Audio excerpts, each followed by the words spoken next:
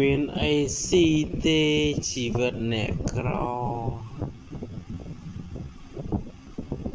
មិនដឹងហៅការងារណាធ្វើបានទី1អត់មានអត្តញ្ញាណប័ណ្ណទី2អត់សភៅស្នាក់នៅទី3អត់មានសភៅគ្រួសារទី4អត់មានអត្តាស៊ីវិលអញ្ចឹងខ្ញុំពិបាករកការងារធ្វើបងអើយបងសុំគេនេះថាសុំមកកិនមុនបរែនមីទីការសុំនេះដូចថាឡានមកជួយដល់បានចប់ឡានហៀបចំទុកដាក់គេចង់ប្រើគេធ្វើណាវាខ្ចប់វិញអីចង់សុំមកធ្វើការនេះ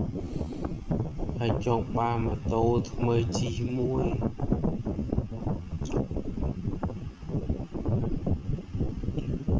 នៅក្នុងប្រព័ន្ធអនឡាញវាសូវជឿដែរដឹងគេចែកជាការពិតឬគេបោកវាជឿក្នុងប្រព័ន្ធអនឡាញពីច្រើនបោកប្រព័ន្ធអនឡាញក្នុង Facebook ក្នុង Telegram ហើយក្នុង Telegram លក្ខណៈពួកស្រីខសាប់លក្ខណៈពួកស្រីស៊ីលក់ខ្លួនពួកស្រីអស់ហ្នឹង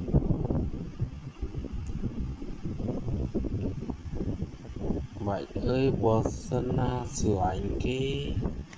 បើស្រឡាញ់គេមិនបាច់គិតពីអតីតកាលគេទេ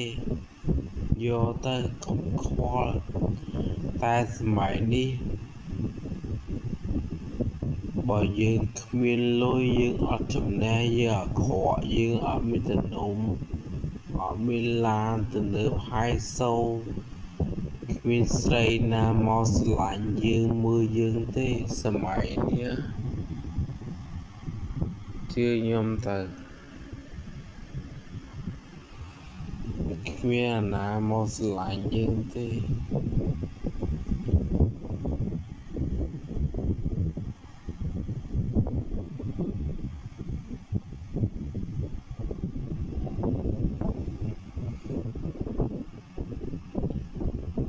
តែយើងខំប្រឹងខ្លួនឯង